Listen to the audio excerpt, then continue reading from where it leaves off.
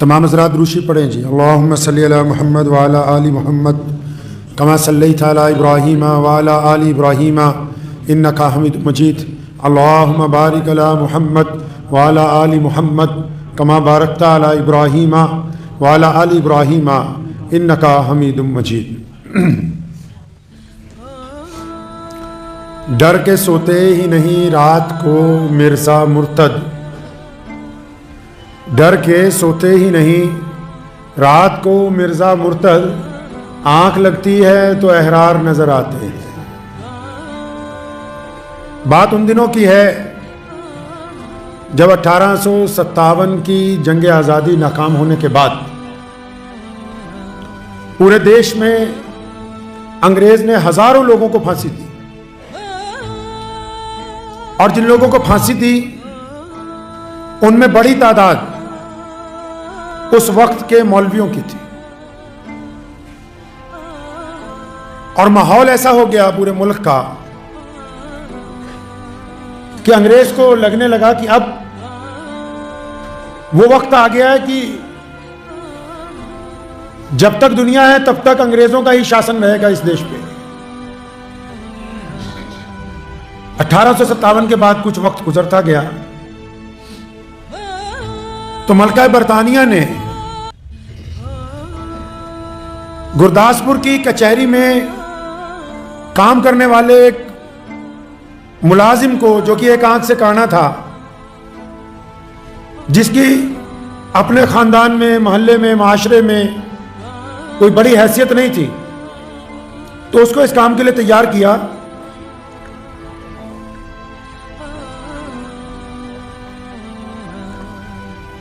कि तुम मुसलमानों के सामने नौज़ुबिल्लाह झूठी नबूवत का ऐलान कर। अच्छा, अंग्रेज इस बात को समझता था कि भारत की जंग आजादी में जो हिंदू, सिख, मुसलमान और दलित ये आपस में एक दूसरे के साथ कंधे से कंधा मिला के जो अंग्रेज के खिलाफ लड़ रहे हैं, तो इनमें जो जज्बा नजर आता है मुसलमानों का, इसको किसी तरह पीछे किया जाए।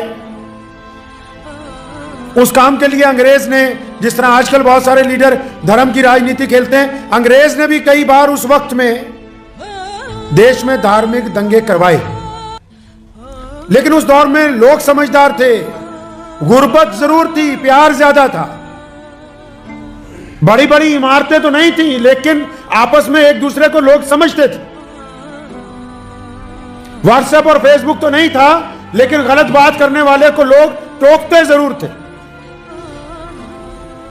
तो अंग्रेज ने जब मुसलमानों की तारीख पढ़ी, ताकि जब भी कोई हुकूमत काम करती है तो पहले तारीख का मुताला करती, जब तारीख पढ़ी तो उन्होंने ये पढ़ा कि बदर से लेके खैबर तक,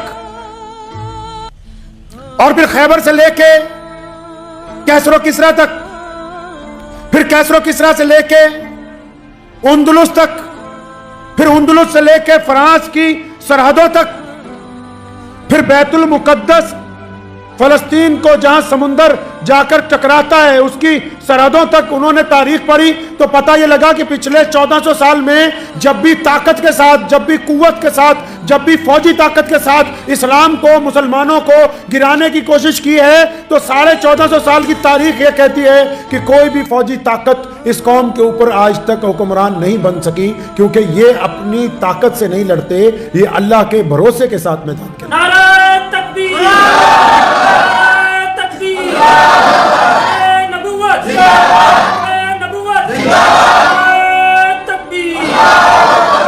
अच्छा, जब अंग्रेज को ये पता लग गया, समझ आ गई बात कि भी लड़ने से कुछ नहीं होगा, लड़ने से तो ये तहरीक रुक नहीं सकती, लड़ने से ये देश के लिए कुर्बानियां देनी बंद नहीं करेंगे, लड़ने से ये भगत सिंह की हिमायत से पीछे नहीं हटेंगे, अगर हम सिर्फ इनको मारते रहेंगे तब भी ये सुभाष चंद्र बोस का साथ नहीं छोड़ेंगे, अगर हम इनको अंदर जेलों में देते रहे तब भी ये गांधी के साथ खड़े हुए नजर आते रहेंगे, अगर हम इनको अंदर गिरफ्तार करते रहे तब भी ये सतगुरु प्रताप सिंह के साथ कभी ना कभी मैदान में निकल के हमारे सामने आते रहेंगे। तो फिर मुसलमानों के लिए एक अलग से अंग्रेज ने साजिश तैयार की, उस साजिश का नाम जमात अहमदिया रखा, और उसका जो बानी था मरदूद मिर्जा कादियानी, उसको यह कहा कि तुम झूठी नबूवत का ऐलान कर दो।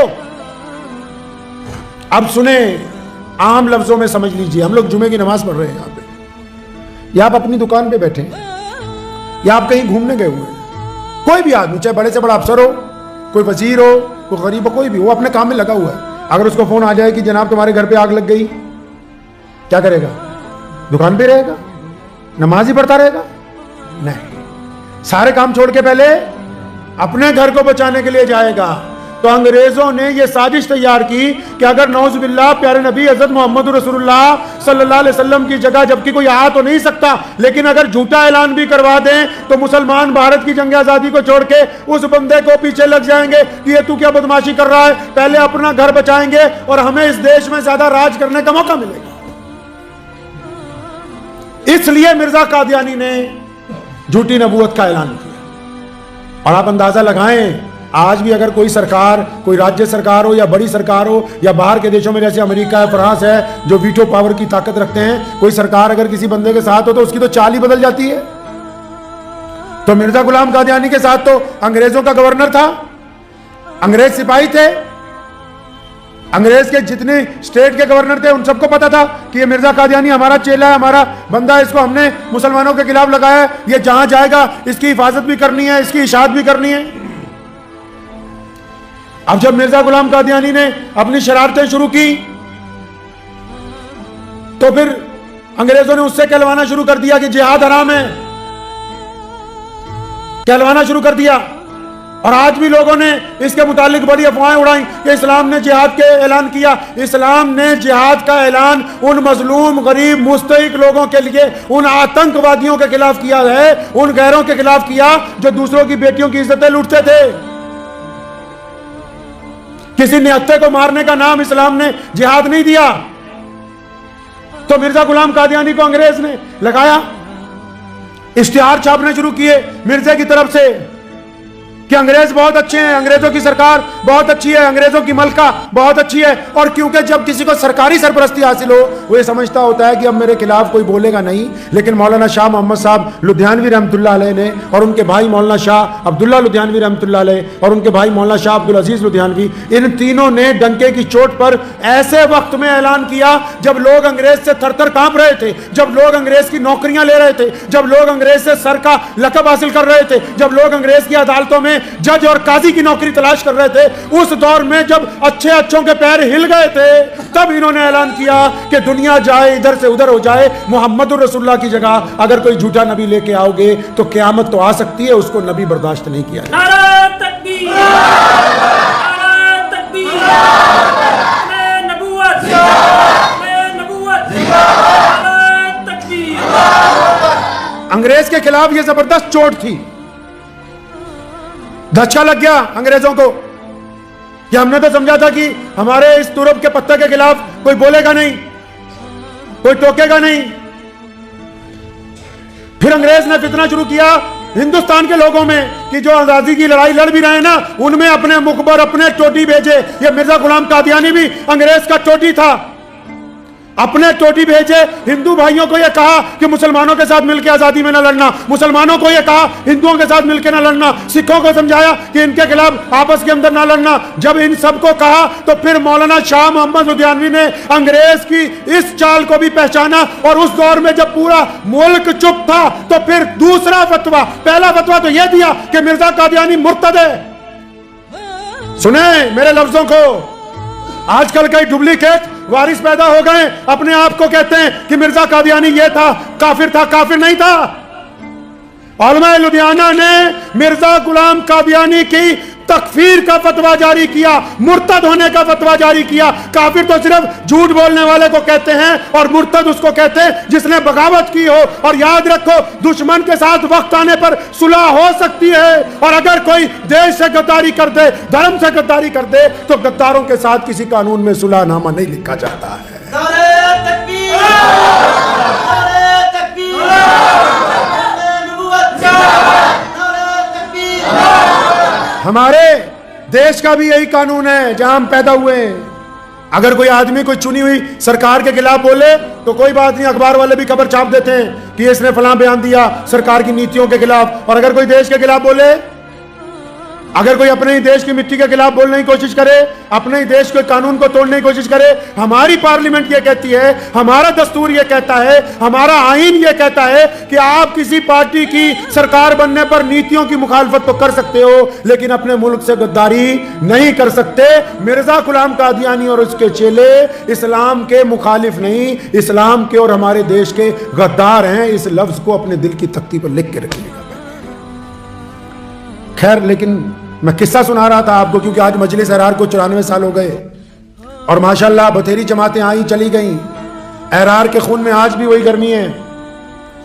बथेरे लोग आए और चले गए, लेकिन पूरे मुल्क में नस्ल दर नस्ल हिंदो पाक में मजलिस एहरार के जो अरकान हैं वो आज भी खत्म नबूवत सल्लल्लाहु अलैहि वसल्लम पर किसी के साथ कोई समझौता बर्दाश्त नहीं करते। और इस हद तक हैं, इस हद तक हैं कि अगर कोई मुर्तद कादियानी के साथ सलाम दुआ रखता हो तो हम उससे भी सलाम दुआ नहीं रखना चाहते, क्योंकि जो मोहम्मद रसूलुल्लाह के दुश्मन के साथ बैठना कुछ बात नहीं समझता हो, इस्लाम कहता है कि वो भी इस्लाम से खारिज है। ऐसे इंसान के साथ भी ताल्लुक रखना जायज नहीं है।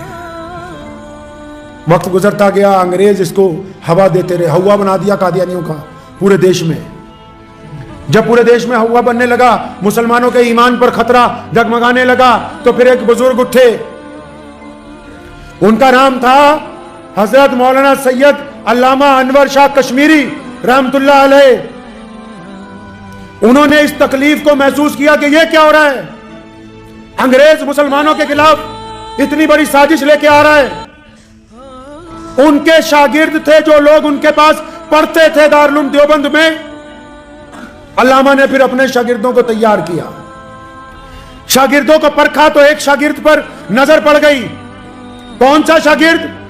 उसी मौलवी का पोता जिसने सबसे पहले मिर्जा कादियानी से पंगा लिया, जिसने सबसे पहले अंग्रेज के गिरेबान में हाथ डाला, जिसने सबसे पहले मिर्जा कादियानी की तकफीर का ऐलान किया। उसी मौलाना शाह मोहम्मद लुधियानवी के पोते मौलाना हबीबुर रहमान लुधियानवी कहां पढ़ते हैं? अल्लामा अनवर शाह कश्मीरी के पास। अल्लामा ने जब देखा कि अब हालात बदतरीन हैं, अंग्रेज की साजिश नाकाबिले बर्दाश्त है, तो फिर उसी खानदान के एक बच्चे के कंधे पर हाथ रखा, हौसला दिया, तरबियत की, बात समझाई, साजो सामान दिया, तैयार किया और फिर अंग्रेज के सामने हबीबुर रहमान लुधियानवी की शक्ल में एक दीवार खड़ी कर दी कि ये देखो कि अगर तुम रसूलुल्लाह की नबूवत के खिलाफ साजिशें करोगे तो मेरे शागिर्दों में अब ऐसे लोग मौजूद हैं जो तुम्हें नाको चने चबवा सकते।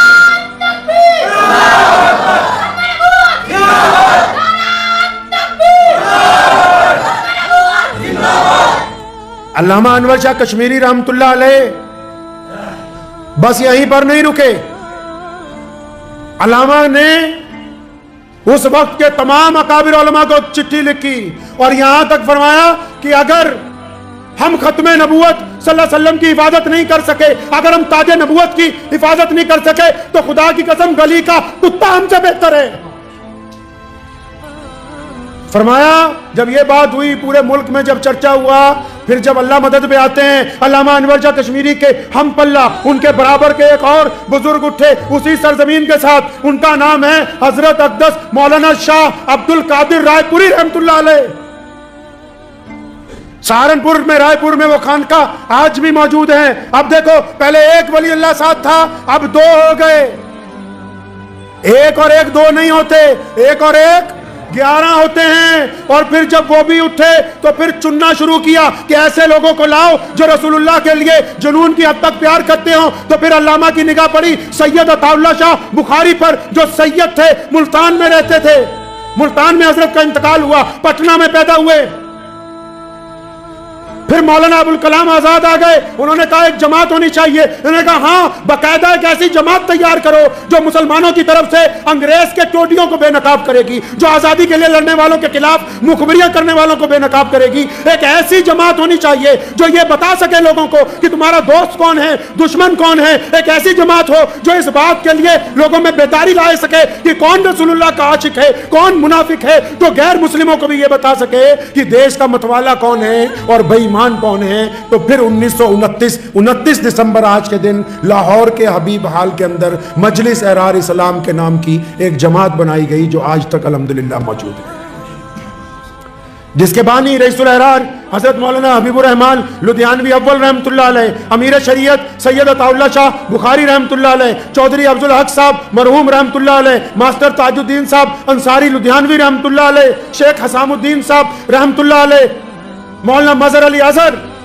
और ये वो जमात बनाई जिसमें शिया सुन्नी बरेलवी देवबंदी अंसारी पठान सारे ही एक जगह आ गए। मकसद क्या था कि अंग्रेज ने जो साजिश रची है भारत के खिलाफ, लेकिन उसको लिबास पहनाया इस्लाम का, उस साजिश को बेनकाब किया जाना चाहिए। और फिर ये जो मजलिस एहरार वाले हैं ना, यहीं पर नहीं रुके। अंग्रेज वायसराय ने एक कमेटी बना दी, उसका नाम रखा कश्मीर कमेटी। अल्लामा इकबाल को उसका मेंबर बना दिया। इकबाल मुसलमानों की रूह था, इकबाल मुसलमानों की आवाज था, इकबाल मुसलमानों का दिल था, इकबाल मुसलमानों की आंखें थी। और जब मिर्जा मसरूर को, मिर्जा कादियानी के जो पोता था, उस मरदूद को इस कमेटी के अंदर रखा, अल्लामा इकबाल को भी रखा। मतलब यह था कि जो कश्मीर के मुसलमान हैं, पहले इनको कादियानी बनाओ ताकि इनका मजहब तब्दील कर दिया जाए। जब उस कश्मीर कमेटी का पहला इजलास होना था अभी श्रीनगर में, अल्लामा इकबाल लाहौर में मौजूद थे। हजरत मौलाना शाह अब्दुल कादिर रायपुरी, जो लोग नहीं जानते उनको बता दूं, अब्दुल कादिर रायपुरी उस जात का नाम है जो पीर हैं बहुत बड़े, और फिर मुसलमानों के आम पीर नहीं, वो पीर हैं कारी तैयब साहब रहमतुल्लाह अलैह के, वो पीर हैं अताउल्लाह शाह बुखारी के, वो पीर हैं हबीबुर रहमान लुधियानवी के, वो पीर हैं शेख जकरिया के, वो पीर हैं उलमा देवबंद के, वो पीर हैं मौलाना अली मियां नदवी के, वो पीर हैं बड़े बड़े मौलवियों के, कोई आम बुजुर्ग नहीं है। हजरत वहां तशरीफ रखते थे लाहौर में। अल्लामा इकबाल मिलने के लिए जा रहे थे उनको, उनके कमरे में से मौलाना हबीबुर रहमान लुधियानवी रईसुल अहरार निकल रहे थे। इकबाल को देखा, इकबाल भी रईसुल अहरार को जानता था, मोहब्बत करता था। मौलाना सलाम, वालेकुम सलाम। इकबाल का जी मौलाना। वो फरमाया पीर अब्दुल कादिर रायपुरी तो तुझसे नाराज है। फरमाया हजरत क्या बात है? हाँ, तूने कादियानियों की कमेटी की मेंबरशिप नहीं लेनी। उसी वक्त अल्लामा इकबाल वापस चले गए। अंदर जाके बाकी मौलवियों ने शोर मचा दिया। हजरत रायपुरी रहमतुल्लाह अलैह को कहा कि वो जो आपका चहेता है ना, जो आपका सबसे करीबी चहेता है, जिसको आप हमेशा सर पर रखते हो, जिसकी जमात का डंका बजाते हो 24 घंटे, उसने अल्लामा इकबाल को नाराज कर दिया। तो क्या हुआ? फरमाया हजरत तो अल्लामा आपसे मिलने आ रहे थे। मौलाना हबीबुर रहमान लुधियानवी ने रास्ते में कह दिया कि कश्मीर कमेटी के मेंबर बन गए, कादियानियों की कमेटी के, हजरत तुझसे नाराज हैं। हजरत ने फरमाया सही कहा है। और उधर क्या हुआ? अल्लामा इकबाल अपने घर पहुंचे, कश्मीर कमेटी से इस्तीफा लिखा, अखबारों को जारी किया प्रेस नोट, और वो छप गया। और इस्तीफा लेके हजरत रायपुरी की खिदमत में हाजिर हुए। फरमाया मैं तो उस तरफ हूं जिस तरफ रसूलुल्लाह सल्लल्लाहु अलैहि वसल्लम के गुलाम हैं। यह किस तरह हो सकता है कि मिर्जा गुलाम कादियानी की औलाद भी उसी कमेटी में रहे और अल्लामा इकबाल भी उसी कमेटी में रहे। नारे तकबीर, नारे तकबीर, नबूवत जिंदाबाद, नारे तकबीर। फिर मिर्जा गुलाम कादियानी के चेलों ने श्रीनगर में नौजुबिल्लाह शोर मचाया कि यहां ईसा अलैहिस्सलाम का मजार है, पढ़िए। और फिर वहां जब इजलास बुलाया तो ये मजलिस एहरार मौलाना हबीबुर रहमान लुधियानवी ने, अमीर शरीयत सैयद अताउल्लाह शाह बुखारी ने और मास्टर ताजुद्दीन अंसारी रहमतुल्लाह अलैह ने 1.5 लाख मजलिस एहरार के कारकुन पैदा किए जो लाल रंग के कपड़े पहनते थे। 1.5 लाख पंजाब के मुसलमान श्रीनगर पहुंचे, गिरफ्तारियां थी, जेलें भर गई। महाराजा हरी सिंह नाराज हो गया, मुल्क की रियासतें नाराज हो गई। हैदराबाद के नवाब ने हमारे साथ नाराजगी का इजहार किया कि तुम एक रियासत के अंदर उनके अंदरूनी कानून के अंदर दखल अंदाजी कर रहे हो। अंग्रेज ने तशद्दुद किया, रिजाकारों को शहीद किया गया, जेलें भर दी गई, लाठियां बरसाई गई। लेकिन जब तक कादियानियों को श्रीनगर से वापस कादियान नहीं पहुंचा दिया, तब तक मजलिस एहरार के रजाकार कश्मीर के अंदर लड़ते रहे। नारे तकबीर, नारे तकबीर, नबूवत। ये किस्सा है जाना बीच में इसलिए सुना दिया कि कश्मीर के मुसलमानों को भी याद रहे। वहां भी अभी भी कादियानी है कहीं कहीं। कि एक वक्त था कि अंग्रेज ने पूरी साजिश तैयार की थी कि पूरी की पूरी आबादी को कादियानी बनाया जाएगा। और फिर जब ये देखा मौलाना हबीबुर रहमान लुधियानवी ने कि फितना रुकता ही नहीं है, अब जब कोई बंदा बीमार हो, बीमारी ठीक ही नहीं होती, तो करना क्या है? डॉक्टर बोलता है टेस्ट करो, इसका इलाज तब होगा जब पता लगे बीमारी जिस्म से आ कहां से रही है, वो गुर्दे खराब है, दिल खराब है, फेफड़ा खराब है, पित्ते में पंगा पड़ गया। तो फिर मजलिस अहरार इस्लाम के बुजुर्गों ने इसकी स्कैनिंग की तो पता लगा कि सारे झगड़े की जड़ कादियान से शुरू होती है, वहां पर लोगों को जाके बरगलाते हैं। तो फिर सन 1929 में जो मजलिस अहरार बनी थी, उन्होंने ऐलान किया कि कादियान के अंदर जाकर खत्म नबूवत की मस्जिद बनाएंगे, वहां जाकर खत्म नबूवत का मरकज कायम करेंगे, वहां के मुसलमानों को बेदार करेंगे। तब फिर पूरे देश में से अहरार के कायदीन आखिर कादियान पहुंचे, वहां खत्म नबूवत का मरकज कायम किया और फिर पूरी दुनिया के मुसलमानों को यह बता दिया गया कि ये जो झूठे कपड़े पहन के मिर्जा कादियानी का नाम लेते हैं, इनका इस्लाम के साथ कोई लेना देना नहीं।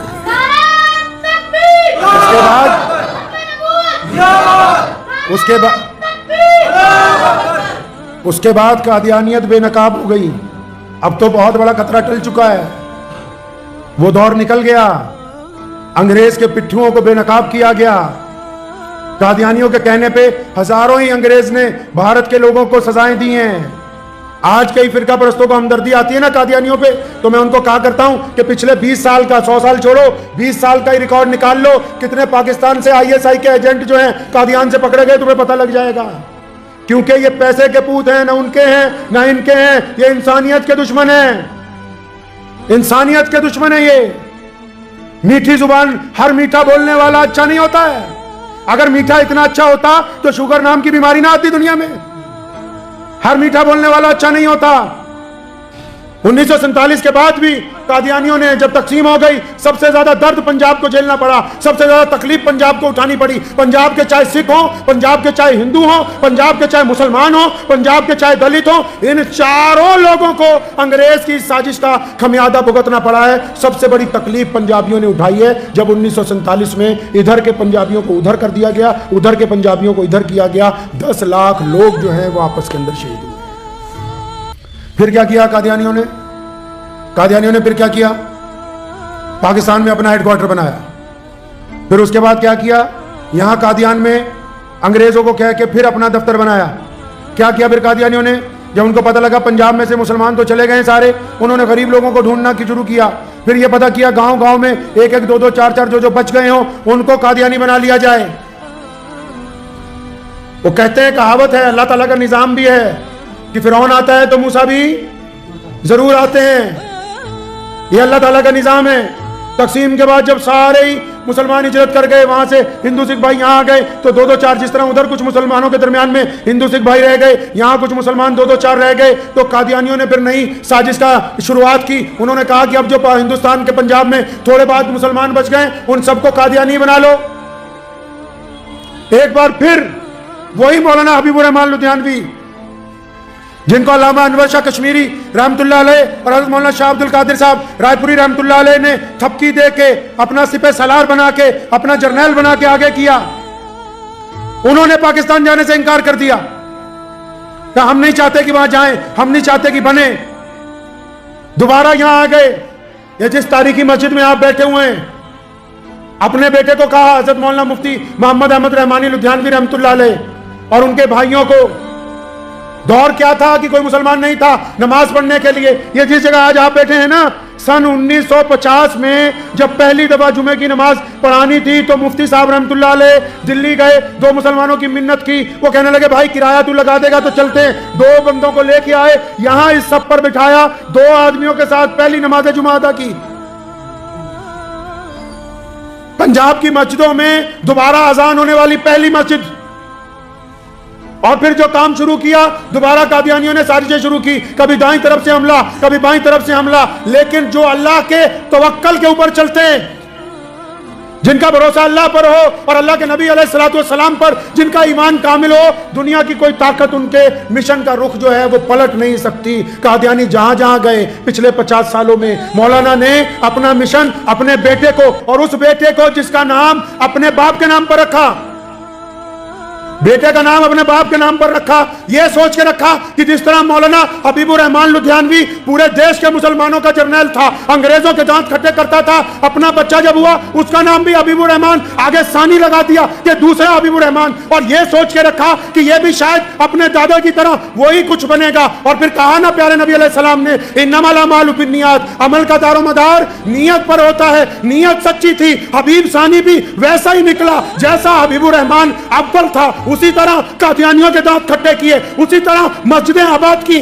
उसी तरह अंग्रेज से टक्कर ली, उसी तरह फिरका परस्त सरकारों से टक्कर ली, उसी तरह मुसलमानों को आबाद किया। और इस हालत में जनाजा उठा कि बाप ने तो 2 लोगों को लेकर जुम्मा पढ़ाया था, बेटे के जनाजे में 10 लाख लुधियाना के अंदर मुसलमान मौजूद थे। नारे तकबीर, नारे तकबीर, अपने नबूवत से, नारे तकबीर।